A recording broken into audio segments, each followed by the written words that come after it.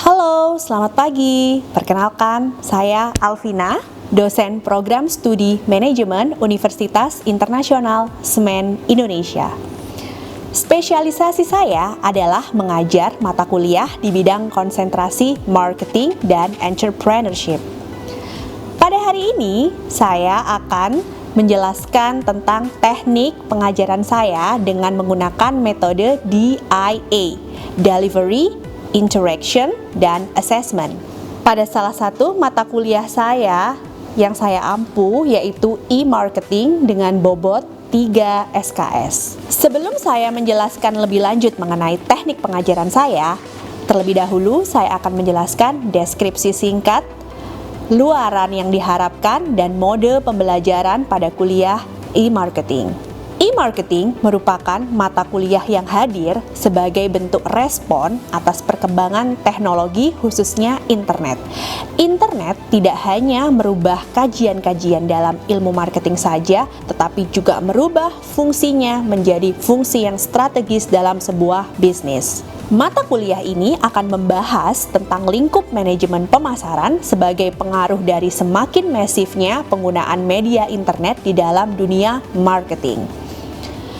Dengan mengikuti mata kuliah e-marketing ini, mahasiswa diharapkan mampu memahami beberapa hal berikut. Memiliki kemampuan untuk memahami aktivitas pemasaran melalui media internet, memahami karakteristik penggunanya dan perilaku konsumen, memahami pengelolaan distribusinya, mampu menerapkan alat pemasaran yang paling mutakhir, menciptakan customer relationship management, memahami perencanaan strategi marketing digital, memahami topik-topik kontemporer seperti jaringan sosial dan etika yang harus dihadapi oleh e-marketer yang akan juga dibahas dalam mata kuliah e-marketing ini. Untuk bisa mencapai kemampuan tersebut, mahasiswa akan diberikan topik-topik yang akan dibahas selama 14 kali pertemuan dengan menggunakan media online.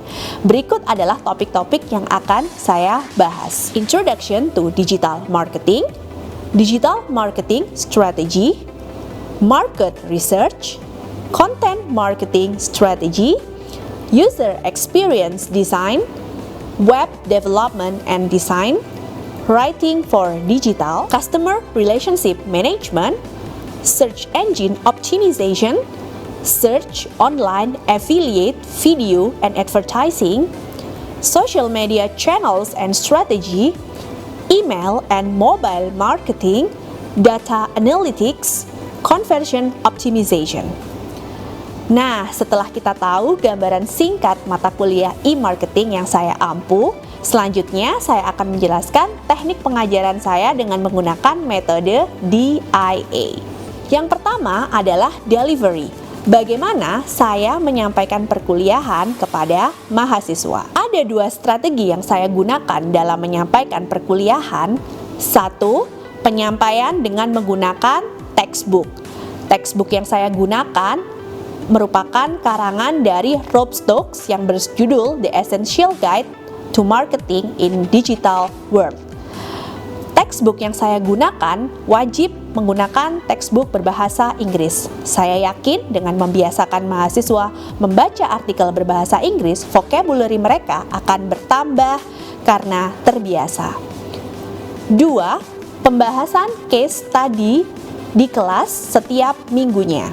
Saya meminta kepada mahasiswa untuk menyelesaikan sebuah case study dan membuat rangkuman setiap chapter yang ada di dalam textbook secara berkelompok. Namun, untuk presentasinya akan saya acak secara individu. Dengan cara ini, saya yakin akan efektif karena membuat mahasiswa dipaksa untuk menjadi lebih well prepared karena setiap orang punya probabilitas yang sama untuk maju setiap minggunya. Teknik yang kedua adalah interaction. Bagaimana saya berinteraksi dengan mahasiswa. Dalam perkuliahan saya, ada beberapa saluran komunikasi yang saya gunakan. Satu, di dalam kelas. Saya selalu mengencourage mahasiswa untuk berpartisipasi aktif, untuk bertanya dan mengemukakan isu-isu di kelas agar proses belajar mengajar berjalan komunikatif dan dua arah. Dua, menggunakan media Telegram sebagai sarana untuk diskusi di luar kelas selama 24 jam 7 hari. Saya juga tidak jarang untuk melemparkan topik-topik terkini agar diskusi tetap berjalan di dalam grup Telegram tersebut. Dan yang ketiga, saya menggunakan Google Classroom untuk berdiskusi dengan mahasiswa, memberikan feedback atas proyek-proyek yang mereka kerjakan. Terakhir adalah metode assessment. Bagaimana saya menilai mahasiswa? Pada pertemuan pertama perkuliahan, saya selalu menjelaskan kontrak perkuliahan yang kita sepakati bersama antara pengajar dan juga mahasiswa.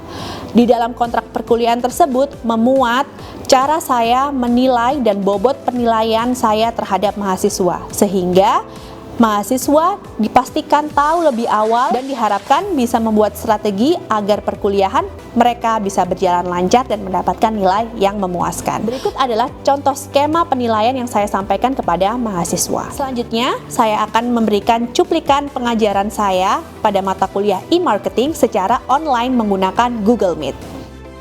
Oke, I'm back. Jadi, saya lanjutkan ya teman-teman, ada yang mau ditanyakan? Oke, nah ini tadi udah saya tanyakan ya, is there any difference between, dengar suara saya nggak? Dengar. Ya, oke, is there any difference between traditional marketing versus digital marketing? Jawabannya adalah secara harfiah marketing tidak merubah apapun. Jadi dia tetap definisinya adalah untuk memahami keinginan dan kebutuhan konsumen, kita membuat produk sesuai dengan kebutuhannya dan mendeliverkan komunikasi pemasaran kepada mereka agar mereka bisa tahu produk kita, gitu kan. Tapi bedanya kalau digital kita memanfaatkan digital tools dengan memanfaatkan data-data itu untuk membuat komunikasi yang custom, tepat sasaran dan bisa diukur. Jadi digital itu ada 3 ya, bisa custom ya, segmented, jadi sesuai, kita bisa memilih segmen, bisa menyesuaikan segmennya, kemudian bisa diukur. Nah, ini yang harus kalian tahu tentang digital sendiri itu adalah ciri-cirinya. Yang pertama adalah crowdsourcing. What is crowdsourcing? Ada yang udah baca nggak? Siapa yang mau jawab? What is crowdsourcing?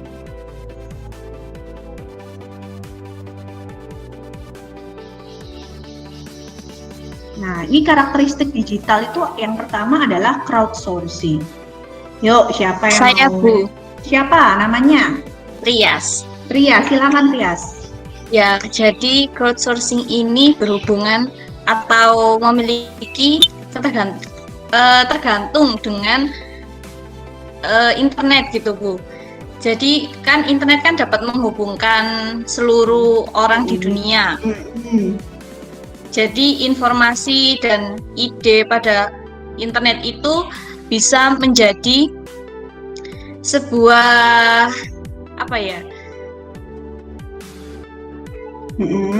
informasi di internet itu bisa saling terhubung meskipun tidak terbatas pada geografis. Jadi intinya pada crowdsourcing ini ada di kerumunan dari seluruh dunia, seperti itu, Bu. Maksudnya kayak apa ya? Gimana dong? Kayak apa? Ya, intinya itu dapat menghubungkan seluruh orang dalam internet, melalui internet. Oke, iya benar ya.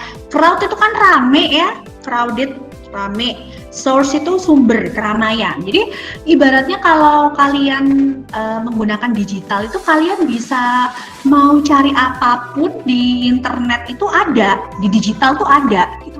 Karena setiap orang itu bebas men-share apa yang dia mau, dia punya ide, dia ciptakan gitu kan. Ditukar dengan rewardnya itu berupa emotional atau monetary. Jadi ditukernya orang sharing apapun di sosial media. Saya nggak ngomongin cuma sosial media ya. Jadi saya luruskan, e-marketing itu nggak hanya sosial media, tapi semuanya ya, segala hal. Sebentar ya, sebentar.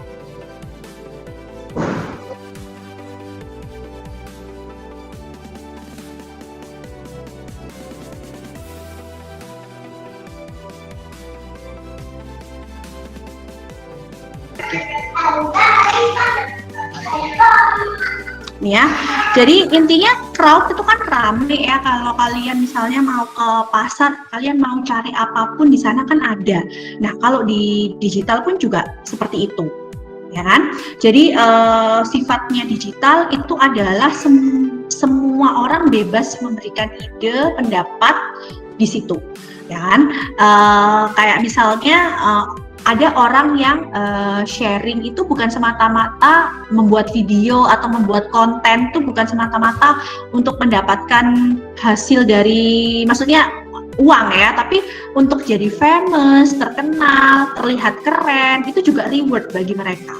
Ya, dan internet itu membantu mereka untuk menghubungkan semua orang yang ada di dunia melalui berbagai alat dan teknologi, informasi, ide yang ada pada channel-channel yang bisa kita temui. Misalnya kita suka bikin video ya ketemunya di YouTube, gitu kan.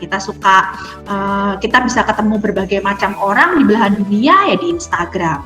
Gitu. Jadi digital itu sifatnya yang pertama adalah crowdsourcing. Nah, kemudian kita ngomongin karakteristik digital yang kedua, digital audience. Audience itu kan penonton ya, siapa aja yang menjadi audience digital. Jadi kalau kita lihat ya, dengan adanya digital ini orang itu jadi banyak banget pilihan, banyak banget informasi yang masuk sehingga sampai dia tuh bingung harus beli produk aja bingung karena saking banyaknya pilihan yang ada di digital, sehingga seringkali kita udah susah-susah buat iklan tapi diabaikan oleh para digital audience ini karena memang informasi yang terjadi pada crowdsourcing tadi sangat banyak sekali. Maka sebagai marketers kita harus pinter-pinter bikin iklan yang bisa nempel di kepalanya audiens. Yaitu tadi, mengapa di dunia digital tuh iklan-iklan tuh bagus-bagus banget, sibuk, kreatif banget, hari ini ada, besok udah ditiru dan sebagainya. Itu tadi karena sangat mudah, semua orang bebas melihat, bebas membeli dan sebagainya. Nah, karena load informasinya semakin banyak, maka ya cenderung kalau kita nggak bikin iklan atau pesan marketing yang kreatif banget, kita bisa di-ignore oleh para audiens kita.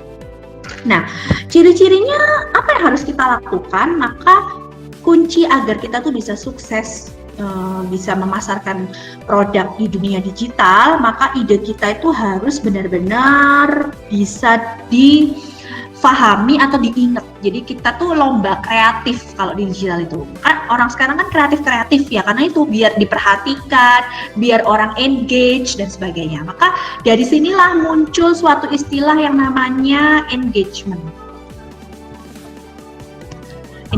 customer engagement. Jadi kadang kan kalau sosial media kita ngukur berapa iklanmu itu engagement rate-nya berapa. Engagement itu kan tunangan. Berarti ibaratnya customer audience itu ketika ngelihat produk kita di dunia digital itu kayak senang ngelihatin terus kemudian di komen, di like, itu berarti namanya engagement. Ya, jadi ide-ide yang kamu jadikan marketers itu harus bisa remarkable, sangat tertanam di benak audience gitu. Jadi kita ngomongnya kalau di dunia e-marketing bukan konsumen atau apa, tapi kita ngomongnya lebih ke audience karena pemirsa yang nonton, ya kan? Terus kemudian tips yang kedua adalah selain ide itu harus remarkable, Anda harus mencari niche group yang terobsesi dengan produk Anda dan mau meluangkan waktunya untuk memberikan perhatian terhadap Anda. Jadi harus pinter-pinter tadi tahu kalau misalnya kita mau jualan ini, kita harus mencari, kalau kita misalnya mau jualan oil ya, misalnya kayak yang living, minyak-minyakan gitu, kita harus punya niche group, kelompok yang kita sasar agar bisa mencurahkan perhatian pada produk kita. Misalnya kayak emak-emak, parenting, komunitas, seperti itu. Jadi itu tadi, engagement rate itu penting dan harus segmented. Ya, ini contohnya adalah digital audience kita dalam sehari. Mereka itu menghabiskan waktu lihat TV 2,35 jam, memakai HP 2,937 jam, baca koran cuma 43 menit udah nggak betah, online di laptop 1,6 jam, listening to the radio saat di mobil 1,5 jam. Jadi kita harus tahu, oh waktu terbanyak berarti using mobile device, maka harus kita manfaatkan nih untuk kita promosi itu kita habiskan di sini. Oke, ada yang mau diskusi sampai sini? Nah, ini ya. Jadi yuk siapa namanya nih? Tantri, Bu. Saya mau bertanya. Tantri, iya silakan Mbak. Biasanya kan digital marketing itu memang harus ada kontennya. Nah, kata Bu Alvina kan tadi kadang audiens itu mengabaikan iklan. Nah, menurut Bu Alvina, bagaimana cara meningkatkan jangkauan konten tanpa harus iklan? Maksudnya gini, saya jawab ya Tantri. Thank you for Ya, Bu. the question. It's very good question. Jadi maksudnya tadi itu adalah audiens itu karena di dunia digital itu banyak banget iklan ya, banyak banget iklan, semua orang iklan di sana dalam satu waktu. Bayangkan ya, misalnya tradisional marketing, kita sama-sama berdiri di sini nih, berdiri di satu tempat, kita bisa dapat itu maksimal 2-3 brosur dalam 1 menit. Tapi kalau di dunia digital, dalam 1 menit kita scroll Instagram aja, kita bisa kepapar berbagai banyak sponsor iklan, itu dari Instagram aja. Belum dari kalau kita buka Google Chrome, belum iklan dari aplikasi dan sebagainya. Itu bisa jauh lebih banyak daripada 3 brosur yang kita dapatkan dalam 1 menit tadi. Bisa difahami sampai sini? Nah, karena di dunia digital itu dalam 1 menit kita bisa banyak banget dapat materi iklan, materi promosi dari para marketers, maka probabilitas kita untuk mengabaikan marketing itu juga akan lebih besar. Jadi karena banyak banget dalam 1 menit ini udah ditawarin lebih dari 5 produk, maka hanya yang paling kita ingat atau hanya yang paling menarik yang bisa menarik perhatian kita. Karena saking banyaknya yang bermain di digital saat ini. Bisa dipahami nggak Tantri? Maksud saya tadi seperti itu. Iya, Bu. Gitu. Nah, cara untuk meningkatkan jangkauan dan sebagainya itu nanti kita akan bahas di bab-bab selanjutnya. Tapi yang paling penting ya 3 hal ini yang sudah saya bilang. Jadi kalau di digital marketing kita harus pandai-pandai menentukan segmen audience, mengcustom pesan yang kita sampaikan, dan kita ukur. Jadi kalau dengan kita ukur, kita tahu iklan yang kita sampaikan itu efektif atau enggak. Nah, tapi sebelum mengukur itu harus kita tentukan, oh produkku ini untuk segmen menengah ke bawah. Berarti kalau gitu saya harus pilih audiens yang menengah ke bawah. Pesannya juga harus saya sesuaikan dengan segmen menengah ke bawah. Misalnya kayak tadi, ayo giveaway hadiahnya Oppo gitu. Kalau segmen menengah ke atas hadiahnya Oppo ya nggak mau, mereka bisa pilih sendiri. Hadiahnya emas atau hadiahnya Rolls Royce, misalnya kayak gitu. Paham? Paham nggak Mbak? Dipahami. Gitu ya. Jadi caranya nanti kita akan bahas nanti. Cuman konsepnya harus 3 ini: segment your audience, custom your message, and measure dan ukur. Oke? Paham? Nah, oke ya. Lanjut. Sekarang kita masuk ke sini, ke karakteristik yang ketiga. Ya, jadi karakteristik digital yang ketiga itu adalah kita bisa membuat segmenting and customizing message. Jadi pesan yang akan kita sampaikan kepada audiens itu bisa kita custom. Custom itu kan kita rubah sesuka kita dan kita bisa deliverkan sesuai segmen yang kita tuju. Tuh ya, itu yang saya bilang tadi. Nih digital offers. Nih, bentar ya. Digital itu menawarkan kekayaan informasi pengguna. Artinya seperti yang saya bilang tadi, semua database customer itu gratis ada di internet. Ya kan? Tinggal kita olah gimana caranya biar kita bisa mengconvert produk kita tuh bisa kebeli, ya kan? kemampuan para target users dan ketersediaan teknologi untuk menciptakan database yang besar. Jadi dalam digital marketing itu kita sudah diuntungkan dengan hal ini, database yang sangat besar dan tersedia secara gratis agar bisa kita olah. Maksudnya gratis itu bukan free gitu ya, iklan di digital free, bukan kayak gitu, tapi maksudnya orang itu secara sukarela udah memberikan datanya ke database, dan itu lebih valid ketika daripada kita menggunakan tradisional. Kalau tradisional mana kita tahu orang yang kita sebarin brosur ini sukanya apa. Kalau misalnya kita meneliti dari behavioral mereka kepo-kepoin apa di akun Instagram, itu akan lebih cocok dan bisa produk kita tuh lebih tepat mau mensegmennya kemana. Nah, in digital marketing segmentation, customer dapat dijangkau dari berbagai dengan berbagai cara komunikasi tergantung kebutuhan dan keinginannya.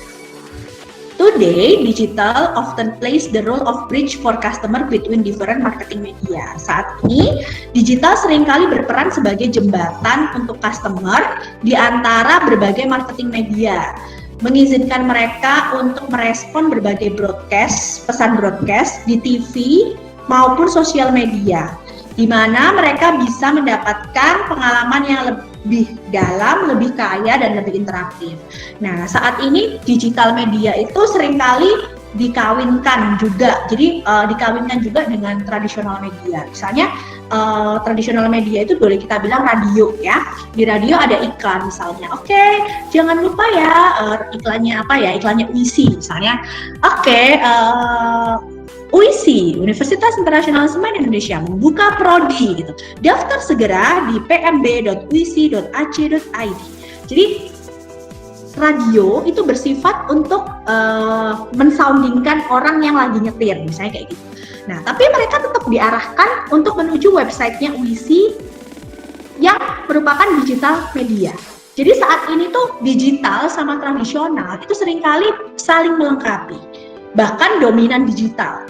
Jadi tidak bisa dipisahkan. Radio itu juga tetap ada fungsinya meskipun dia tradisional, tapi orang tetap mobile, orang tetap berangkat kerja, orang tetap berangkat pergi jalan-jalan naik mobil. Nah, di situ sebagai seorang marketers kita kan nggak mau membuang-buang waktu ya. Time is money gitu. Jadi mereka nyetir pun harus kita kasih racun-racun iklan kita, itu lewat radio. Tapi radio bersifat untuk reminder aja, tapi tetap kita arahkan ke website. Contohnya seperti itu, dan banyak sekali contoh-contoh yang lain. Ada yang bertanya sampai sini? Ada yang bertanya sampai sini? Bu Avi, saya ingin tanya, Bu.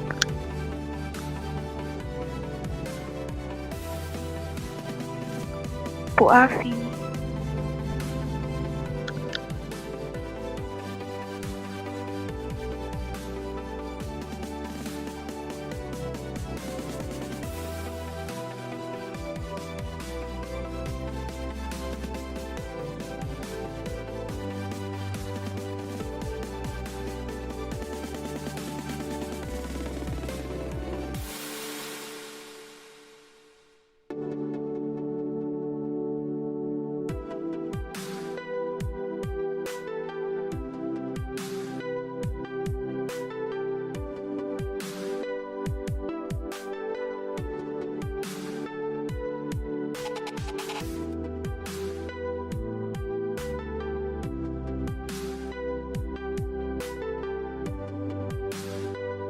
Oke, tadi siapa yang nanya? Sorry, siapa yang nanya tadi? Saya Bu Husnia. Siapa ya? Husnia. Silakan, Mbak. Husnia, Bu. Iya, silakan Husnia. Iya. Yang mau saya tanyakan, kalau marketing itu kan biasanya selain suara saya tidak terdengar ya, Bu? Selain apa? Benar, dengar. Dengar.